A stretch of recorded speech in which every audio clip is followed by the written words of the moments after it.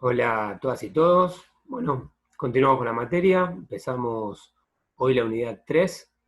Vamos a comenzar con los autores Meni y Twining, que hacen un recorrido sobre la definición de políticas públicas y cuáles son los principales componentes o cuestiones a tener en cuenta.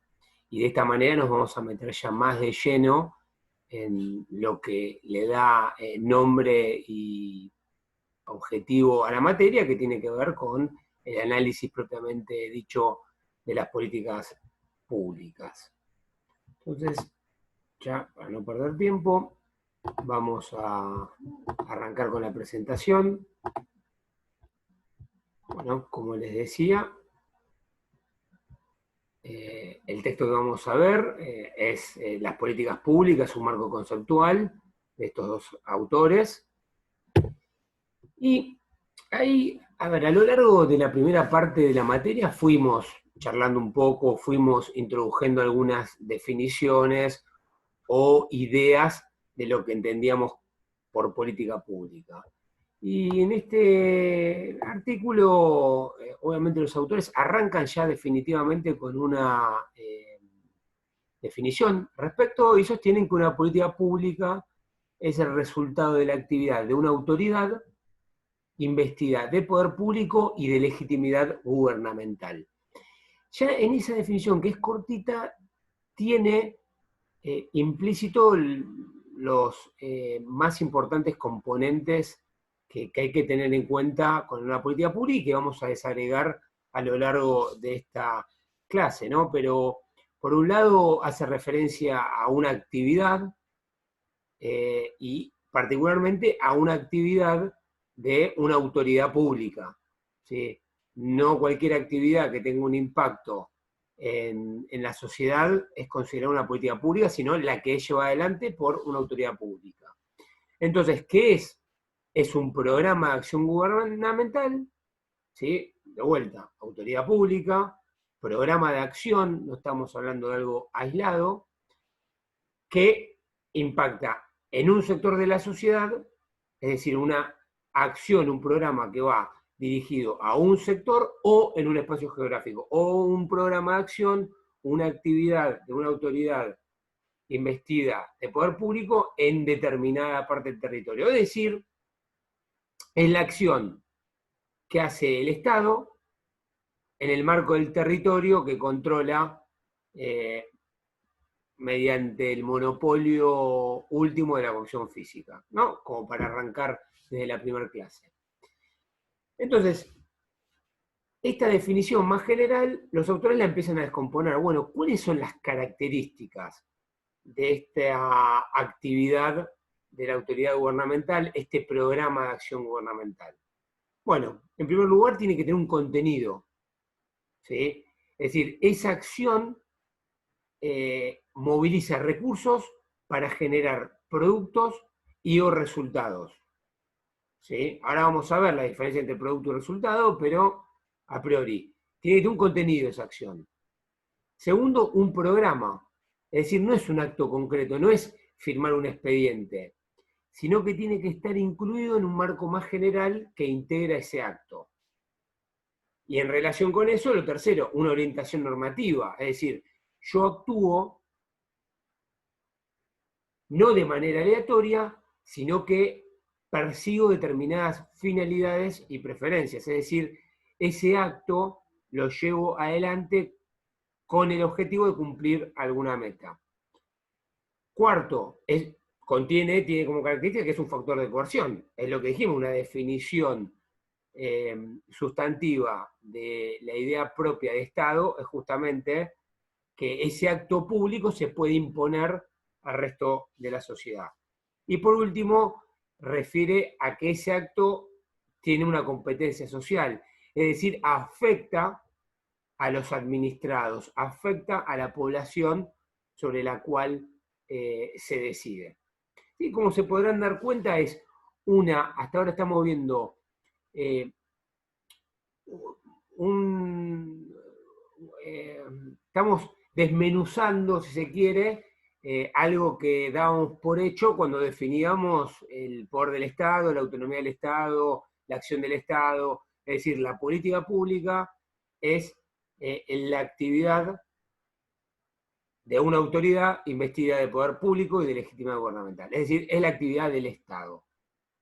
Ya sabemos que el Estado es un conjunto de organizaciones que no giran en el vacío, todo eso lo vamos a seguir viendo ahora. Entonces, dicho esto, esta presentación muy somera, muy rápida, bueno, ¿cuáles son las dificultades? Que las fuimos encontrando a lo largo de la materia. Por un lado, ¿qué es una autoridad pública? ¿No? Porque ahí los autores introducen la idea, bueno, los servicios públicos que están concesionados, lo que hacen ellos, ¿es una autoridad pública? Bueno, justamente al introducir esa dificultad, se termina como definiendo que una autoridad pública es el organismo que concede y administra bienes públicos. Es decir, esos bienes y servicios que no pueden ser excluidos de su goce la sociedad y que son colectivamente aplicables. Ahí el autor lo define bien. Entonces, en ese sentido, obviamente, los servicios públicos concesionados también lo que sucede ahí tiene que ver con actos y actividades de la autoridad pública. Después, ¿cuál es la especificidad y límites de la política pública? Es decir, ¿dónde comienza y dónde termina? Y acá lo que se va a introducir, y lo vamos a ver con más detalle después, es que a veces la política pública no es solo lo que se hace, sino también lo que se deja de hacer. Muchas veces la decisión de no actuar ante determinada situación también forma parte de tu política pública. En las prácticas lo vamos a ver con más detalle, con ejemplos. Tercero, ¿dónde está escrito cuál es la política pública? Y la verdad que en muy contadas excepciones existe algún documento, algún instrumento donde se diga esta es la política pública del gobierno o del Estado en materia de educación o de salud. Sino todo lo contrario, generalmente la política pública es una especie de abstracción que el analista de políticas públicas tiene que reconstruir. ¿Por qué? Porque generalmente esa política está manifestada en diferentes instrumentos, está dispersa en leyes, en programas, en resoluciones, en prácticas de costumbre, es decir, que no está explicitada en un documento donde diga la política pública del gobierno es esta. A veces sí, y generalmente ese documento termina siendo la reconstrucción que hizo algún analista, ya sea externo o algún propio funcionario que dijo, bueno, vamos a poner blanco sobre negro qué hacemos en materia de educación. Pero que vamos a ver que nunca es total y completo. ¿Sí? Entonces, hecha esta primera parte, ahora empecemos a entrar. Bueno, la política pública. La podemos como dividir en dos partes. Una primera parte que tiene que ver con la gestión interna y una segunda parte que tiene que ver con la gestión propiamente dicha de políticas públicas. O sea, la gestión interna da cuenta, ahí el gráfico es bastante claro al respecto, da cuenta de los procesos administrativos que convierten recursos en productos. ¿Sí? Es una función de producción, es la gestión interna. ¿Sí? Ahora, estos productos, a diferencia de una empresa, no están pensados para satisfacer necesidades de la empresa, no están pensados para aumentar la rentabilidad y distribuir mayores dividendos a los accionistas, sino que estos productos están motivados externamente, ¿sí?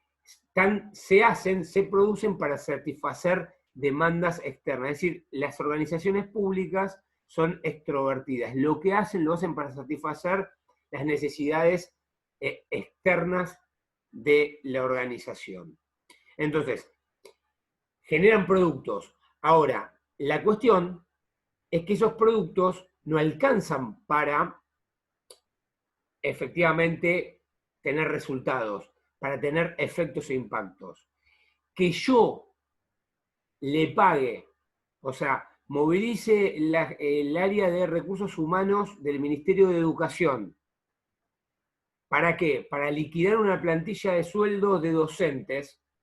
No me alcanza, con que yo le pague el sueldo al docente, no alcanza para que mi política pública de educación tenga efectos e impactos.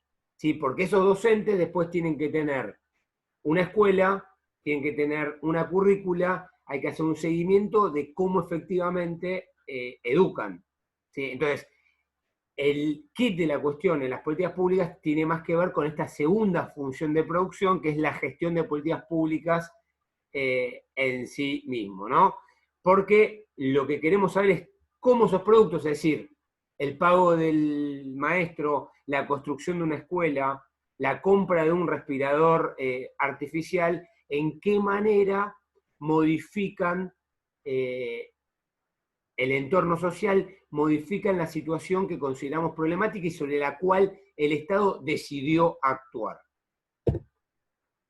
Por eso hay que tener cuidado cuando queremos analizar los efectos de las políticas públicas. ¿Por qué? Porque esas políticas públicas pueden resultar inoperantes, es decir, no tener ningún efecto, primero porque lo que decimos es inadecuado, ¿sí? Lo que queremos hacer. Quizás a veces no alcanza con construir una escuela y pagar docentes, ¿no? ¿Por qué? Porque tal vez los chicos no se inscriben en esa escuela. ¿Sí? No sabemos qué está pasando porque los chicos no van a la escuela. Puede ser insuficiente, es decir, no alcanza con una escuela y su planta orgánica funcional de una vez y para siempre. Quizás hacían falta 2 escuelas y la consiguiente planta orgánica. Tercero, pudo haber hecho las escuelas, pudo haber contratado a los docentes, tener todo listo, pero hay algo que no está pasando, ya sea que los beneficiarios de esa política pública no toman la escuela como algo propio, no van, no quieren, no la utilizan, no la aprovechan, o que los maestros no estén a la altura, no estén capacitados para atender las necesidades educativas de esa población objetiva. Cuarto, puede ser que las circunstancias no eran las previstas. ¿Sí? Que se haya decidido construir una escuela en determinado barrio, dadas determinadas circunstancias, y después resulta que ese barrio se despobló, no hay chicos, hubo alguna cuestión que haya modificado las situaciones iniciales, las condiciones iniciales cuando se tomaron la decisión, que haga que definitivamente esa escuela no se llene de chicos y chicas con necesidades de aprender. Entonces, en este sentido, hay que tener en cuenta que la política, además, puede tener impactos deseados o no deseados. O sea, puede tener los impactos perseguidos, que pueden ser positivos, obviamente, educar a los pibes, pero también puede tener otros impactos que quizás no estaban perseguidos originalmente, pero que lo tienen. Por ejemplo, darle de comer a los chicos, ser un ámbito de contención social e incluso de contención a las propias familias, ¿sí? Como un impacto positivo. También puede tener impactos negativos. En este caso concreto de la educación es más difícil de verlos, pero podríamos tranquilamente imaginar la hipótesis que genera un impacto negativo respecto a aquellos que logran ir a la escuela y los que no y quedan fuera de ese espacio institucional. Y después también hay que tener en cuenta que no necesariamente que yo persiga determinada política, los efectos, los impactos de esa política tengan que ver solo con esa política. Sigamos con el ejemplo. Que yo invierta mucho en educación, ¿sí? Ponga mucha plata, el 6% del PBI, no significa que el nivel educativo de la población se eleva solamente por eso. Es muy probable que haya otras políticas públicas que tienen un efecto ligado, como dice, como dice el gráfico, que también ayude. Por ejemplo, la política económica. Es muy probable que una sociedad con crecimiento, con desarrollo, con pleno empleo, eleve también sus capacidades educativas, sabiendo que hay un efecto cíclico, ¿no? Que también el crecimiento depende mucho de la educación, o sea, lo podríamos pensar al revés, que el crecimiento quizás tiene más que ver con cómo está impactando la política educativa y no tanto cómo está impactando la política industrial. Esto en las prácticas vamos a poner muchos ejemplos, nos va a permitir. Y como segunda advertencia, no confundir estos indicadores de productos con los impactos. Esto que yo le dije, que yo construya escuelas no significa que esté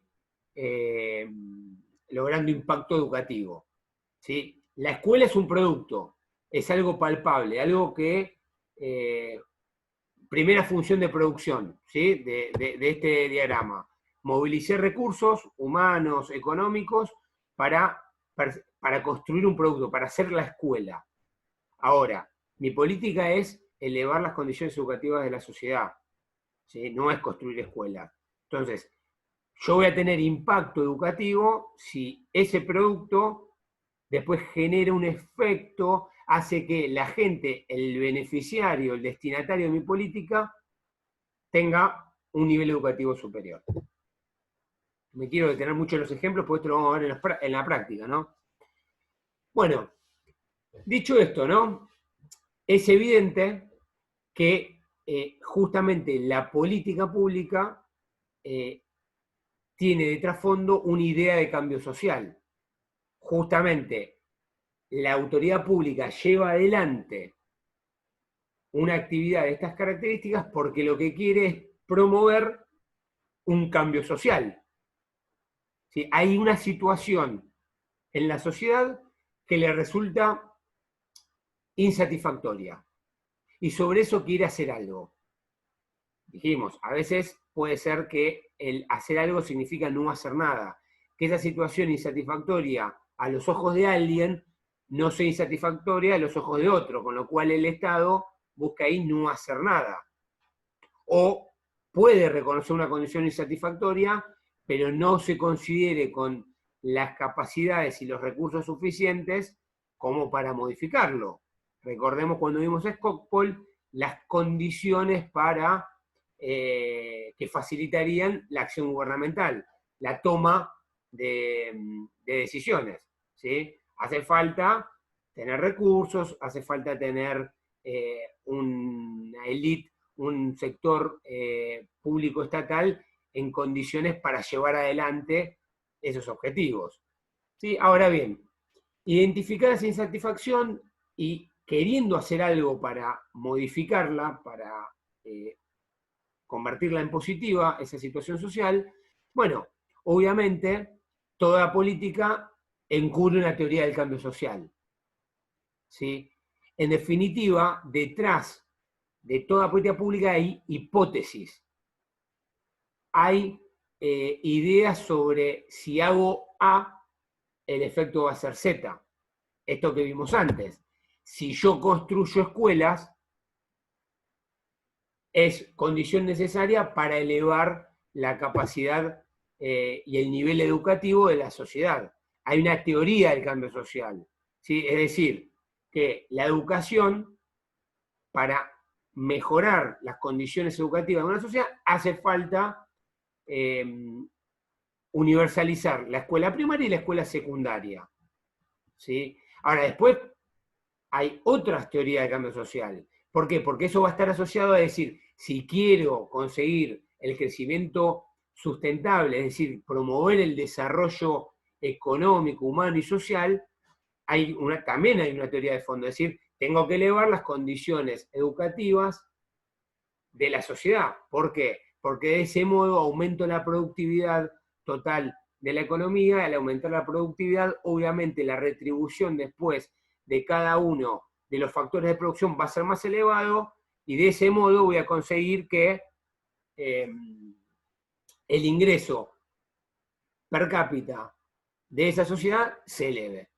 Como pueden ver los que estudian economía, no es ni más ni menos que la idea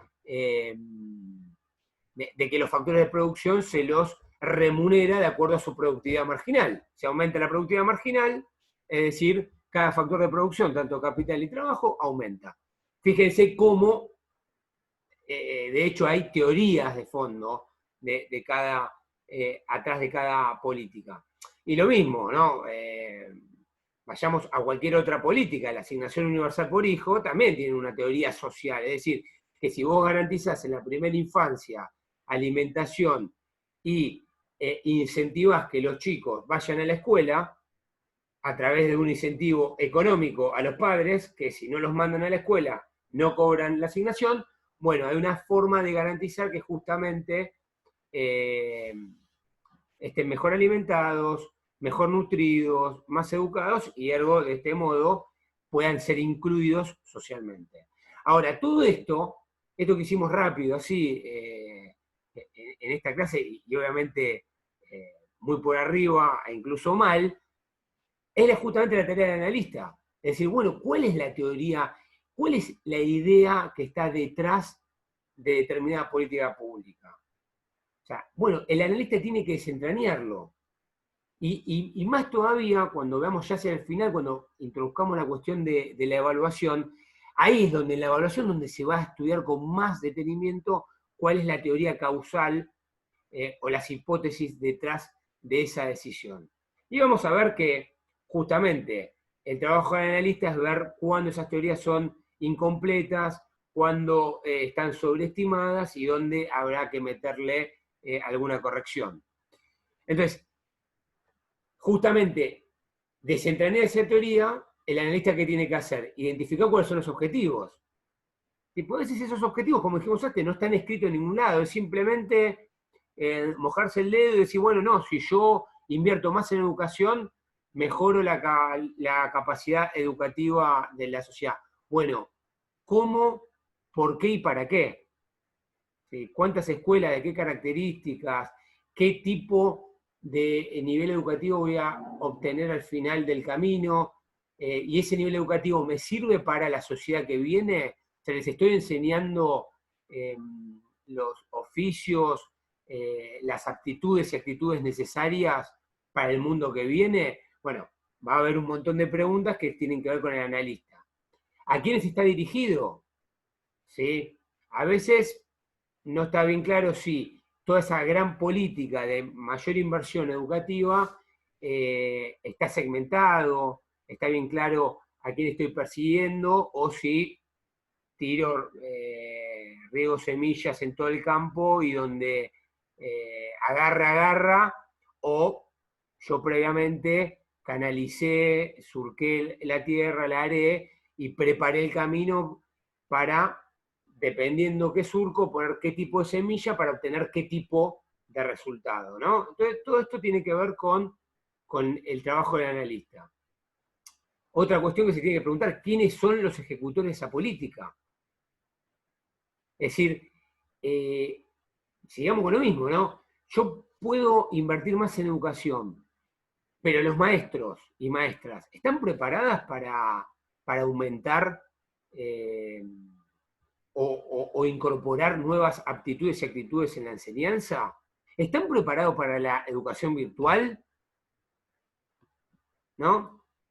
Cuarto, los tipos de políticas públicas, es decir, ¿qué formas de políticas dispone la autoridad pública para llevar adelante sus objetivos? Si hagamos un repaso rápido, no tienen bien explicado en el texto, no hace falta que me detenga mucho en esto, pero simplemente hay como una gran clasificación que se utiliza mucho y sobre la cual generalmente se discute a favor o en contra, se mejora o no, no importa, que es de Lowy, que tiene que ver con estos 4 tipos de políticas públicas que tienen que ver con que si la coerción pública, la coerción en el sentido, ¿no?, del mandato, lo que vimos con Weber, ¿no?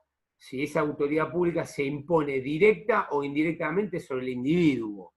Entonces, si se impone, o sea, fíjense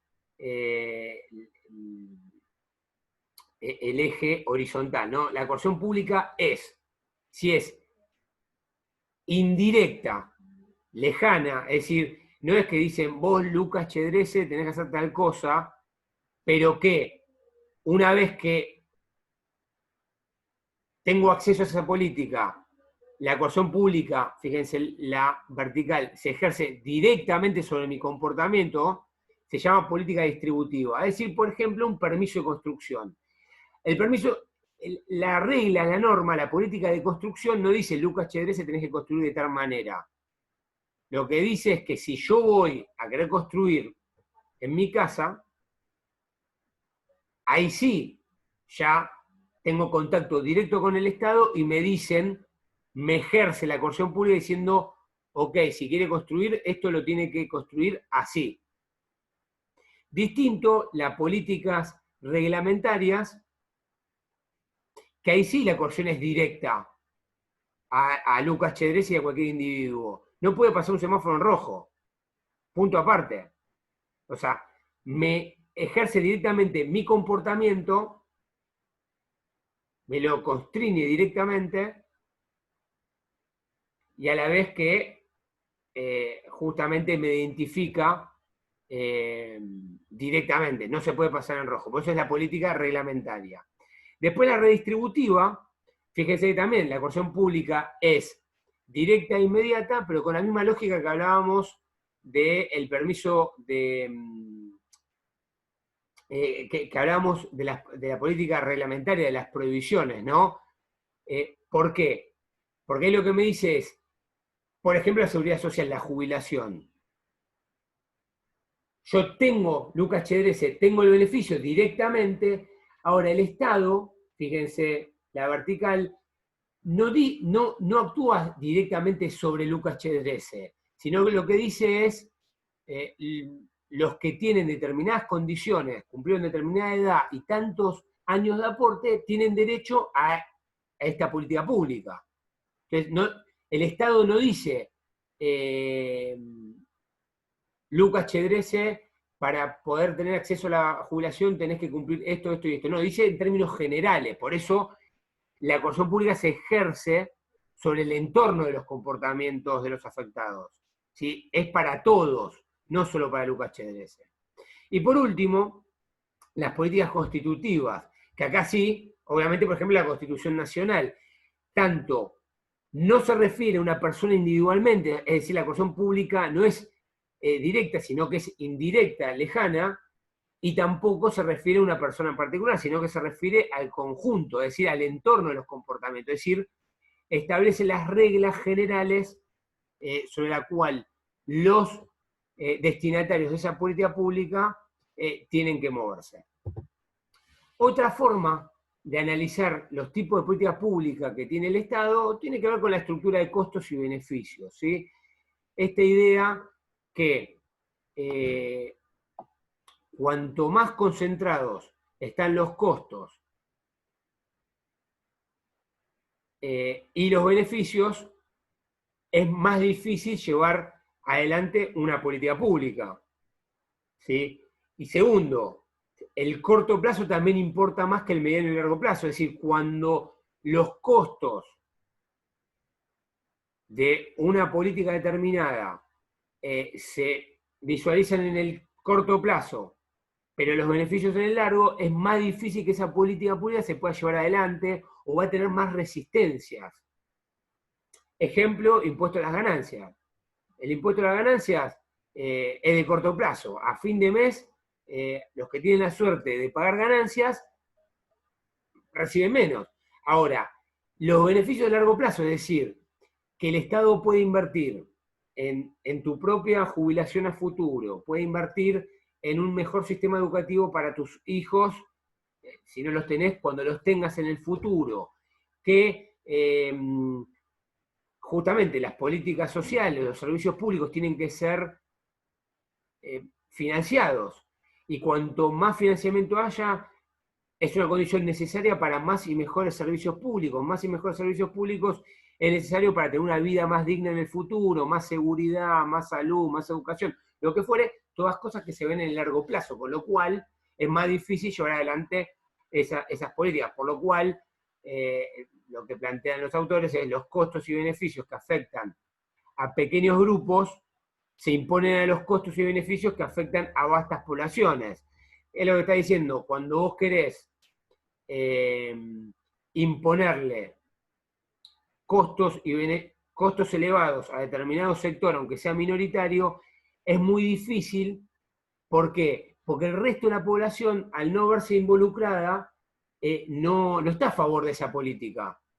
En cambio, los que están involucrados directamente pueden llevar a hacer una importante resistencia a esa política. Después vamos a ver en la práctica más ejemplos concretos, que hay un montón, los vamos a ir charlando. Ahora, continuando, ¿no? Los autores hablan que es fundamental entender a la política pública no como algo, ya lo dijimos varias veces, ¿no?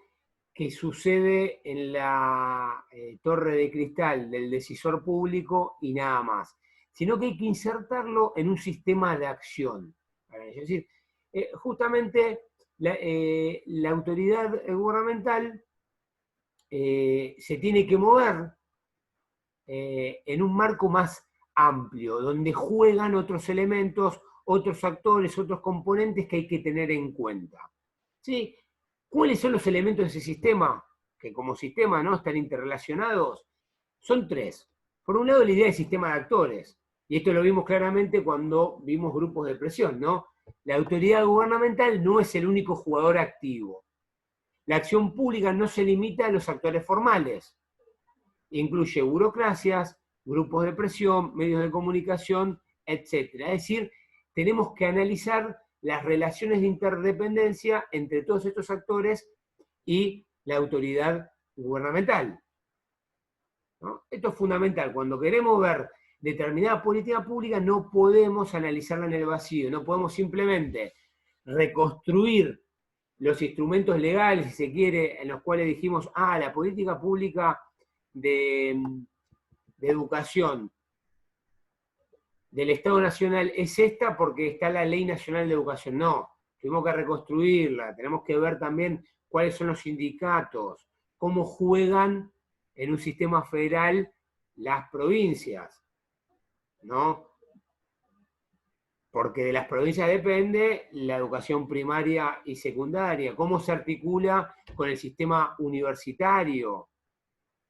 Bueno, ahí tenemos actores, tenemos las universidades, los rectores, el Consejo Interuniversitario, tenemos los Ministerios de Educación de cada provincia, tenemos los sindicatos docentes de privados y públicos, confederados y de cada provincia, los tenemos a su vez divididos por especialidad técnica o media. Es decir, hay una complejidad en el análisis que tenemos que tenernos en cuenta cuando analicemos esa política pública, es decir, cuando la insertemos en este sistema de acción y particularmente en el sistema de actores.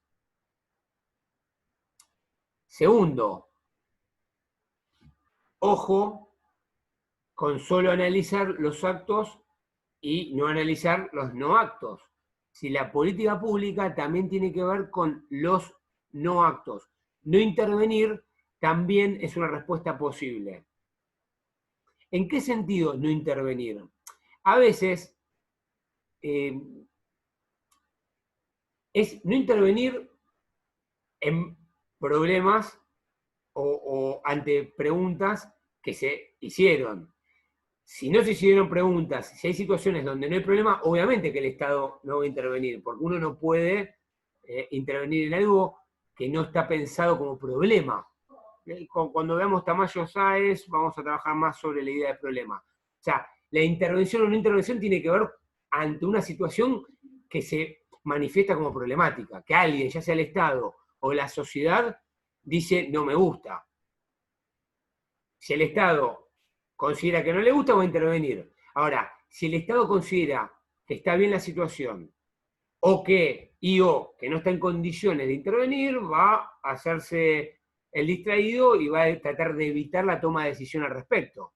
Y esto lo vamos a ver bien en la próxima clase con Oslak y O'Donnell. No, pero es importante esta idea de que, bueno, si no intervengo, es también una decisión. Distinto es, no intervengo en el problema de la luna, bueno, no es un problema, o sea, es un problema solamente para alguien que piensa que la luna merece ser atendida públicamente, pero es obvio que no es un problema planteado, no es un problema de las autoridades gubernamentales, por lo menos argentinas. Quizás está en alguna burocracia norteamericana o rusa, lo están pensando, pero en Argentina no. Y también la idea, ¿no? Que a veces el acto puede ser simbólico. ¿Sí? A veces el decir que se hace, pero no se está haciendo, o el decir que tu política pública gira en torno a elevar la educación, aunque de hecho no estés haciendo nada, forma parte del análisis de la política pública. ¿Sí? Da herramientas para analizar efectivamente ese Estado, ese conjunto de organizaciones públicas que está haciendo al respecto, da pistas. Y tercero, que nos va a dar nos va a abrir la puerta a las próximas clases, tiene que ver con la idea de proceso. ¿Sí? Entender que no es necesario que haya una ruptura, algo novedoso, algo nuevo, para entender que ahí hay una política pública, hay una decisión tomada por parte del Estado atendiendo alguna cuestión. Sino que lo que introducen los autores, y vamos a hablar con más detenimiento después, que ahí es donde hay que tener en cuenta la idea de proceso, que la política pública tiene un ciclo donde esa política se va a ir desarrollando, va a ir teniendo todo un ciclo de vida que a veces no termina, que continúa y que rutinariamente se va repitiendo. Por ejemplo, el presupuesto nacional.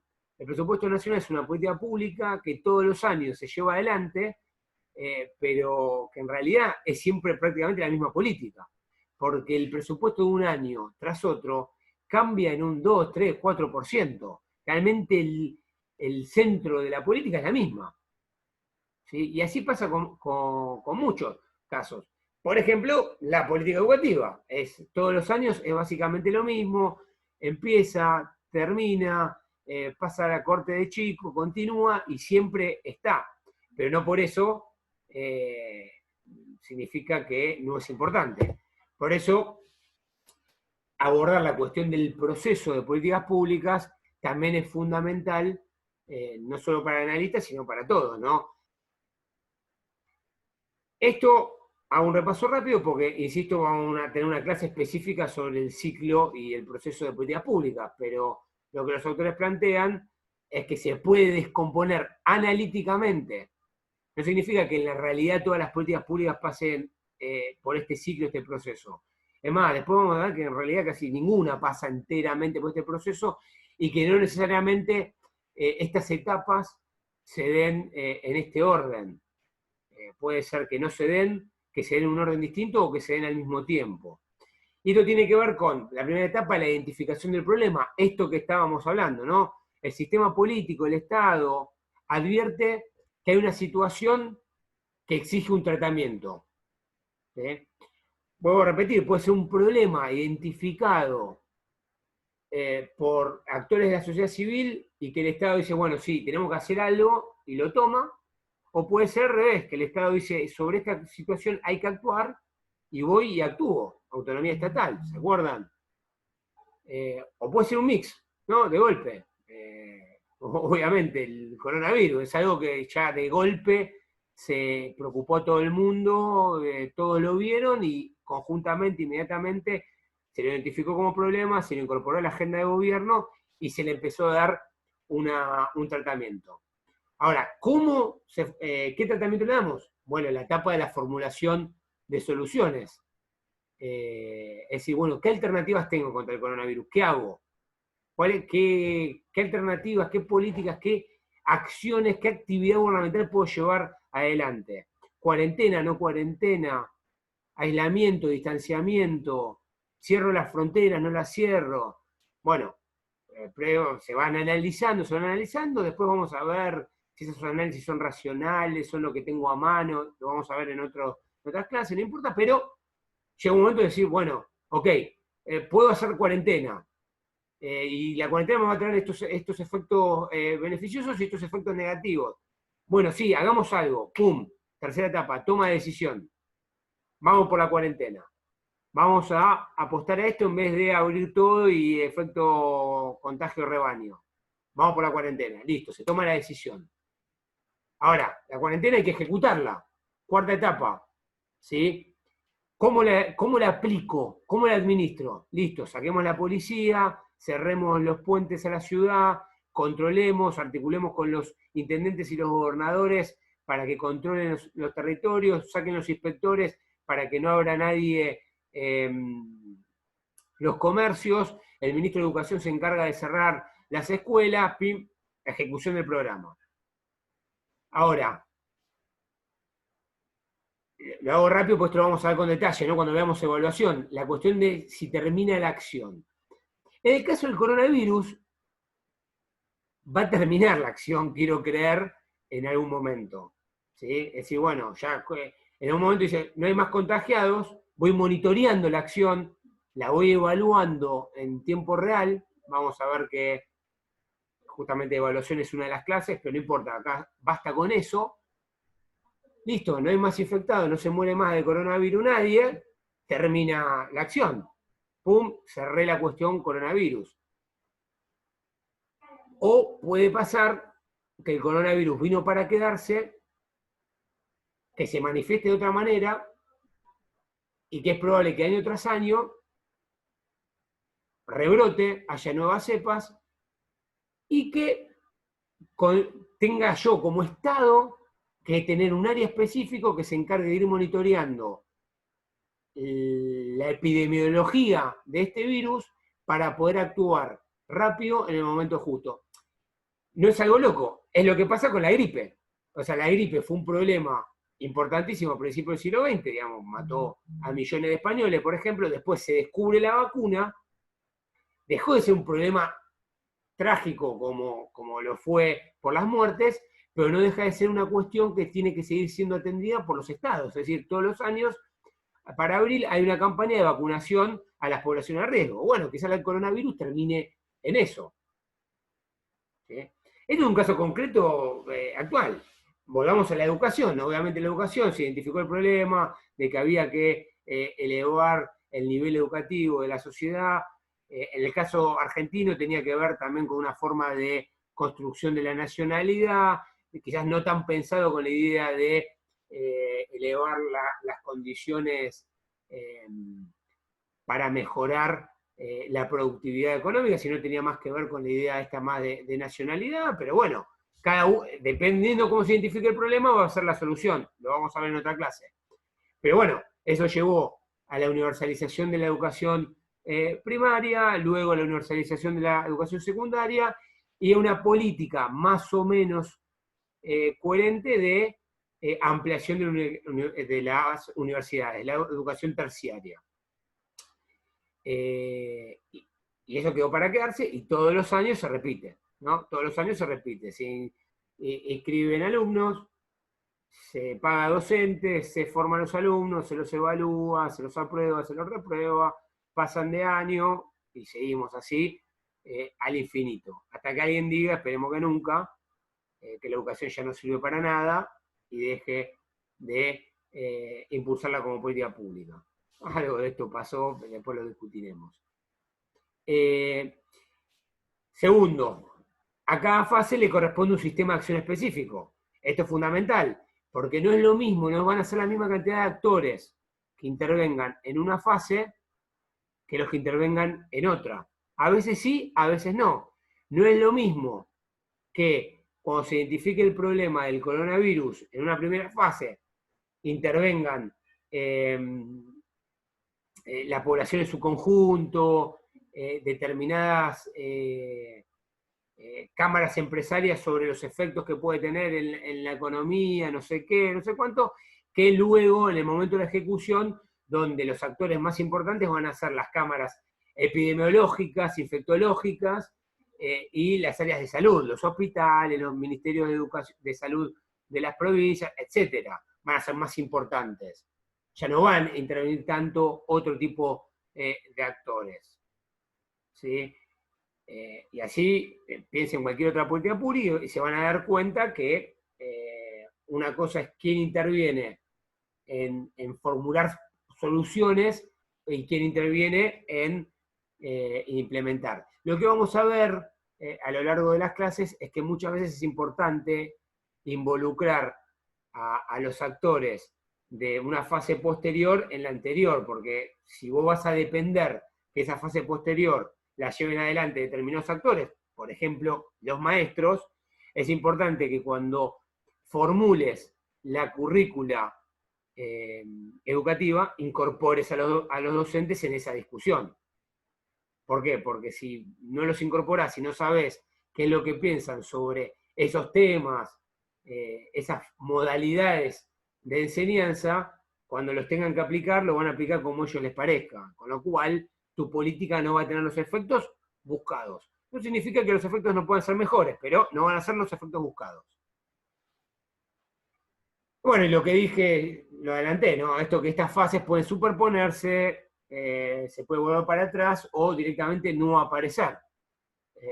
Como dije, quizás nunca se termina una política pública, quizás nunca se ejecuta, se hace todo y nunca se llega a ejecutar, algo que siempre recuerdo y de hace relativamente poco y que me afectó por el trámite que tuve que hacer, que fue bastante molesto, por ejemplo, el AFA Plus, no sé si se acuerdan, ¿no? Que todos los que éramos socios de un club teníamos que ir, registrarnos, era como ir a hacer un DNI nuevo, porque era supuestamente lo que iba a ser condición necesaria para poder entrar a la cancha y nunca se hizo todo, se invirtió, se gastó plata en equipos tecnológicos, me acuerdo tuve que ir a River, poner mi huella, me dieron un carnet nuevo, todo, y nunca se llevó adelante, con lo cual puede pasar eso también.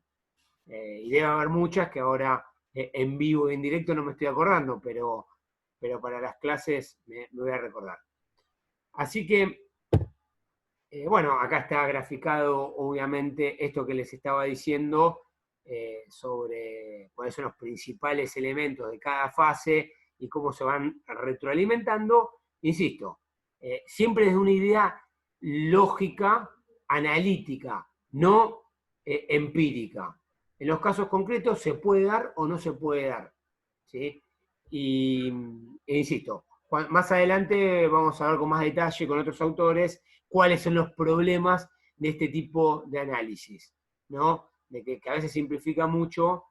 El problema no es tanto si tenemos en cuenta analíticamente que esto es una reconstrucción del analista, es una reconstrucción teórica, no real. El problema es cuando queremos llevar a la realidad estos esquemas y nos chocamos con la cruda verdad que el mundo funciona de una manera diferente. Pero cuando contrastamos estos enfoques con la realidad nos permite en esa distancia ver qué problemas estaría atravesando la política pública real y dónde habría que reforzar para poder obtener más y mejores resultados. Bueno, esto es todo por esta clase, la vamos a ir profundizando en la práctica y como les dije, todos estos temas los vamos a ver con más detenimiento, tanto en la clase siguiente con Oslak